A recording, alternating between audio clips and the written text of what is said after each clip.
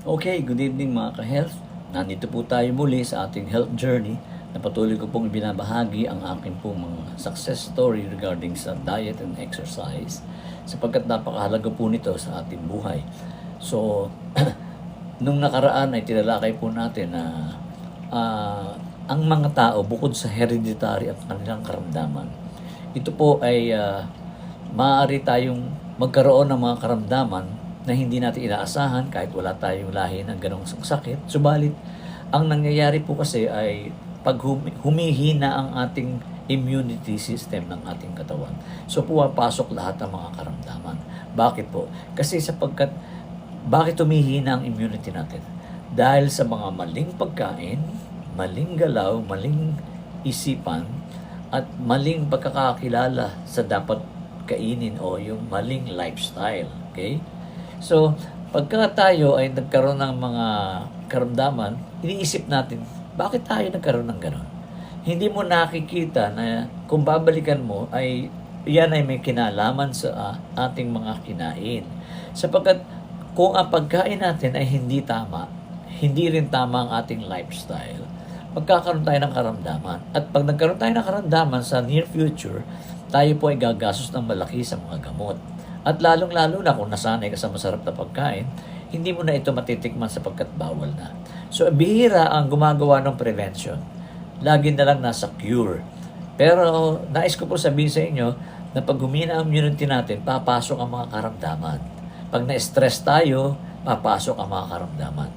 So, ang bunga ng mga sakit talaga, including cancer, ay yung maling mong kinain o kaya ay pinasok mo sa katawan mo na masarap, nakapang-aakit, pero hindi tama at ito ay hindi nakabubuti kaya ang tawag natin dyan ay mga pagkaing lason. So, dahil dyan ay tayo ay yung iba sa atin ngayon, nakita ko mga mahilig, ang aware na maraming tao ngayon to sa tinatawag na pagda-diet. Marami na nakakaalam ng low carbs na rin.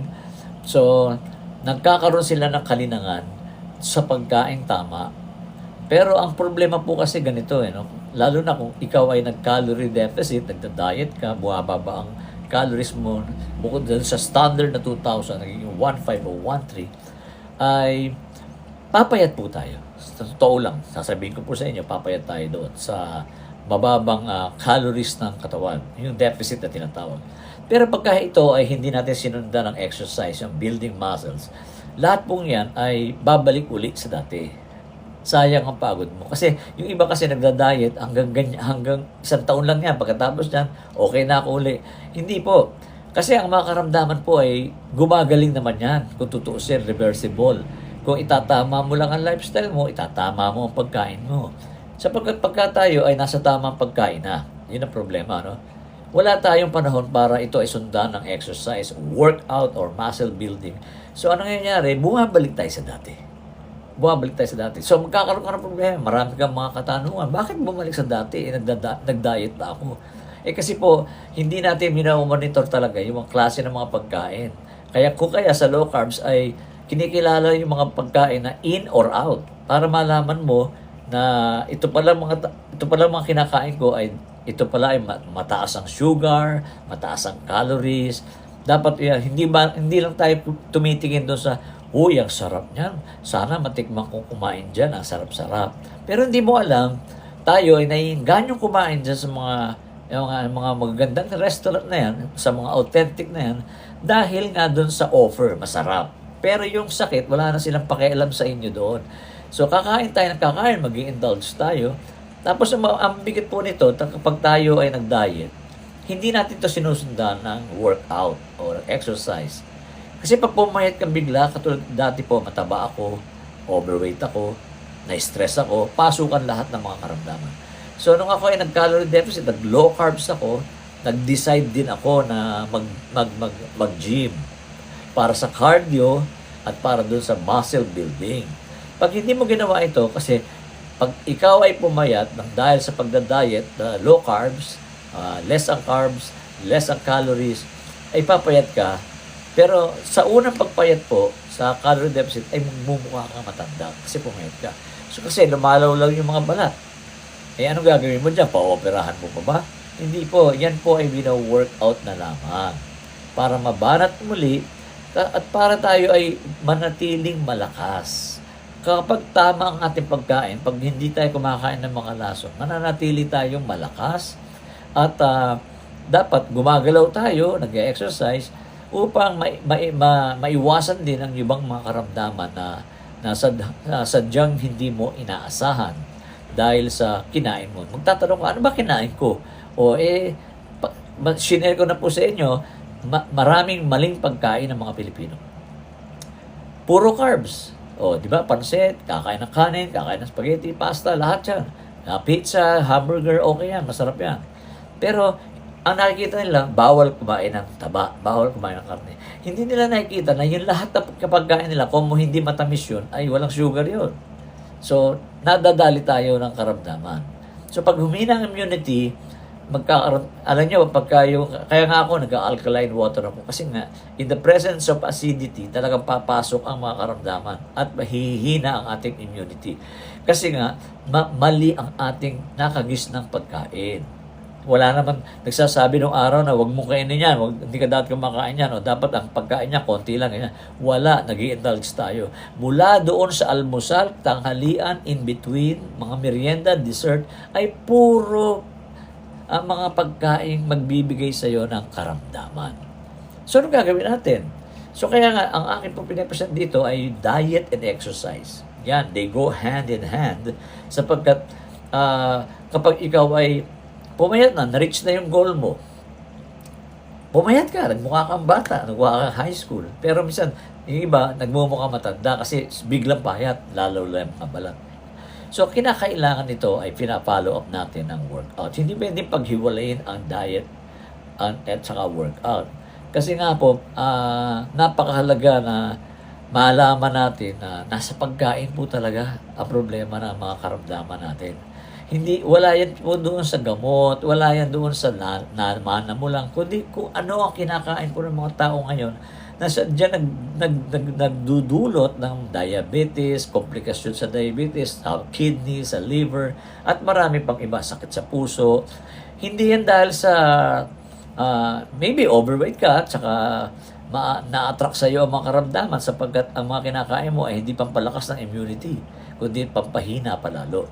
So magkakasakit tayo, marami tayong makaramdaman, lalabas yan, marami kang mararamdaman pagdating ng 20 years from now o kaya 10 years from now dahil ang mga kinakain natin ay mali. So sa maling lifestyle tayo nagkasakit. At ang mabigat nito, kain na tayo ng kain, hindi tayo gumagalaw, kain ng kain, lahat, nag-i-indulge tayo sa mga matatamis, sa mga kung ano-ano mga pagkain na hindi natin alam kung paano niluto yan, lalo na yung mga processed meat at saka yung mga may preservative. Masarap yan, ganda ng anyo yan, pero hindi mo alam kung paano niluto yan. So pagka tayo ay pumasok na doon, ay hindi naman natin, ang nangyayari ay, lalo na yung mga iba, umiinom na, mali na pagkain, hindi pa nag-exercise. So magugulantang na lang sila na sila ay may sakit na. Ang sabi ng iba, kasi nga, may edad ka na. Hindi po. Sana kung naiwasan na dati, malakas ka pa ngayon. So pwede namang gamutin, pero hindi po talaga ang gamot ang magbibigay sa iyo, magpapagaling sa iyo, kundi tamang lifestyle para ma-reverse. Lalong-lalo na yan diabetes. Sasabihin sa atin ng mga doktor talaga, forever na yan. Pero pwedeng i-reverse yan. Kung tatama mo lamang ang iyong pagkain, lahat ng mali ay kikilalanin mo at huwag mo nang gagawin. Pwede kang tumikim-tikim pero hindi na katulad ng dati nag-i-indulge tayo. Talagang pagka kumain tayo, ay may in-between pa. Ang mga merienda natin ay talagang nakakamatay din. Excuse. Wala tayong pakialam kung anong klaseng pagkain yan. Basta masarap ay yung natikman ko, ako nakakain na ako dyan. Pero, hindi mo advantage na makakain ka dyan sa mga authentic restaurant. Advantage yan nila. Hindi naman nila sasabihin sa inyo na magkakasakit kayo. Pasok kayo sa aming resto, magkakasakit kayo. Hindi. Alam mo na. Kung hindi mo alam na lahat ng mga na maling kinakain mo, ay magbabayad ka dyan. At huwag ka tayong aasa lamang sa gamot. marami na po kilala na naggagamot. Ang katuwiran kasi may gamot naman, pero hindi po eh. Lumala at marami ang namatay. Kasi nga, mga sa gamot, nasa pagkain po talaga yan. At sa iyong galaw, hindi ka na inom ka ng alak, tapos ikaw ay kumakain ng mali, tapos hindi ka pa mag-exercise, matutulog ka, magpapahinga, gagala, magre-relax, kakain ng sitsirya, ay huwag ka na magtanong kung bakit. Kasi matagal na namang sinasabi yan pero hindi natin pinapakinggan. Maliban na lamang ngayon, nakikita natin sa social media na ang mga pagkain ito, ganyan. Pero noon wala. Ang sasarap ng pagkain ng mga Asian. No? Simula almusal hanggang sa hapunan, puro na kamamatay. Sana kung isang pirasong pizza lang kakainin mo. Yung iba, kaya nila kalahati. Yung burger na malaki, kaya nila yun, dalawa. Wala po yun sa ganon. So, nasasarapan ka, nasa huli ang hirap. Tapos, hindi pa tayo mag-exercise kasi wala tayong belief sa exercise. Hindi po nakakapayat ang exercise, pero nakakatulong yan sa paglabas ng mga toxins, at paglabas ng mga tubig sa katawan, at tinutulungan mo yung function ng mga internal organs. Kaya maigi sa ating mental health, maigi sa ating body, sa ating pangatawan na nilikha ng Diyos, hindi para sirain, kundi para ito'y magamit at maluwalhati ang pangalan ng Diyos. So, hindi tayo naniniwala dyan. Ngayon na lamang nangyari yan, intermittent fasting. Noong araw, puro crash dieting. Maghanap tayo ng mga gamot, pampapayat. Nagpapayat ka, pumayat ka naman, pero bumalik uli. Kasi nga, hindi mo binago yung lifestyle. Ginawa mo na lamang na parang ito ay pang isang taon lang, ito ay pang 4 na buwan lang, pagkatapos balik ka sa dati. Balik na rin sa dati. Lahat ng yung timbang mo, balik na sa dati. Lahat. Pati sakit mo, balik uli sa dati. So, hindi natin naging kamalayan na umalam sa mga bagay na yan. Hindi tayo nagsusukat, ilang calories ba ang kakainin ko? Itong burger na ito, ilang baka?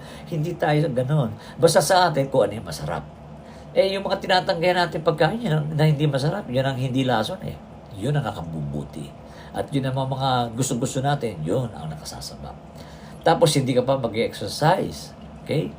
So ako, ang aking oras sa gym, almost 2 hours. May mga pahinga po yan para lamang talaga na ma-workout ko talaga yung katawan ko, may nire-reach akong goal. So, pwede po kayo magtanong sa akin, i-message niyo po ako patungkol sa mga bagay na ito. Katulad po ni Dr. Kilaman Guru, Dr. Atoy, at saka iba pa mga sina Rojo, doktora, ay nalalaman patungkol sa mga bagay na yan. So, nagre-research ako, nagpapa-coach din ako. At ako naman, naranasan ko. Kung inyo makikita yung mga vlog ko na kung gaano ako kataba nung araw, doon ako biglang mga nagkasakit na. Darating ang diabetes, darating lahat yan, isa-isa, mula sa thyroid hanggang sa mental illness, lahat, internal organs mo, acidity, lahat papasok yan. Kasi nga, hindi nababantayan, wala tayong depensa. Ang humihina ang ating immunity, magkakasakit ka. Tapos, ayaw mo pa mag-exercise. Bakit? Nakakatamad mag-exercise. Kasi wala kang motivation. Pero kung ikaw ay motivated na kumain ng tama, mag-change ng lifestyle, at ikaw ay magsisimulang mag-exercise, mag-build ng... Kaya nga sana, bata pa, ginawa na natin yun. So, naiwasan natin magkasakit. Yan ang mga sakit ng Asian, mga Pilipino. Puro bigas, puro kain, puro kanin. Rice is life. Ano nangyari sa atin? Kahit murahan mo yung bigas na yan, hindi ako ma-attract dyan. Kahit piso na lang 1 kilo niyan. Dahil alam kong nagkasakit ako lang dahil dyan sa mga carbs na yan. So, meron ako mga ginagamit, shirataki rice, mga almond bread, at iniiwasan ko na yung masarsa, maalat, at saka yung mga matatamis na kung ano, mga sausawan na maanghang na inihahalo sa pagkain. Tama na po yan. Tama na yan. So, alamin mo kung bakit, kung tama sinasabi ko o hindi. Ako, spontaneously sinasabi ko ito. Bakit? Naranasan ko I lose 40 pounds. Naranasan ko, nagka-diabetes ako, nagkasakit ako sa puso. Ano gagawin ko? Nag-diet ako. May fatty liver ako. Nag-diet ako. At nag-decide ako na mag-workout ako. kailangan ito para sa, hindi lang para sa aking sarili, kundi para sa mga mahal ko sa buhay, na ako ay malakas pa, makakasama nila, at hindi ako magiging pabigat. Kaya ikaw din naman ay gagayahin nila na dapat pala noong pa, dapat ginagawa na natin yan ng tama. Oh. Hindi naman tayo katulad ng mga trabahado doon sa port area. Kahit hindi mag-gym yan, makita mo ang binubuhat noon, may abs pa yung mga yan. Kasi barat sila eh. Tayo ba, barat? Mag-gym tayo. Tayo, makinakain natin, asasarap. Sa sobrang sarap, puro lasol. Kahit konti lang kainin mo, pero nakakalaso talaga. Ayaw natin ng mga mapait, mga masustansya. Lahat na nakabubuti ay inaayawan natin. Pero pagdating ng panahon, ay nako, ikaw ngayon ang magpupursige na sana noon pa. Okay? So, pantayan po natin ang ating mga pagkain, ang ating lifestyle. Magbabago po yan, pwede ma-reverse at matigil na ang pagbili ng mga gamot na nakakapagpahirap sa atin lahat. Kaya kailangan nating alamin, umalam tayo, anong tamang pagkain, anong dapat kainin, o anong dapat lifestyle. Pwede bang mag-diet? Kaya ngayon kasi nag-o-offer sila ng mga supplement na papayat ka kahit hindi ka mag-exercise, papayat ka kahit hindi ka mag-diet. Kalokohan. Naku, maaari ka papayatin niya mga capsule na yan, kung ano-ano. Pero sandali lang po yan, naranasan ko yan. Naghahanap ako ng mga pamapayat na walang kahirap-hirap. Asahan mo, pag walang hirap, parang no pain, no gain. Ano mag-gain mo? Gusto mong pumayat na nakahiga ka lamang at kain ang kain? Walang ganon.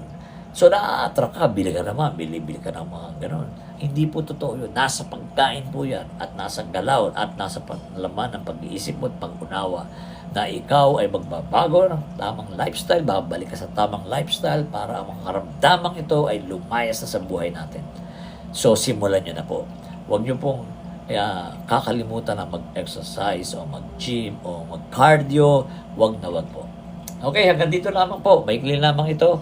Pagpalain ng lahat ng mga nag-join, sina Maki, Cornelio, Chad, thank you for joining, and Moni, and Noni, thank you for joining.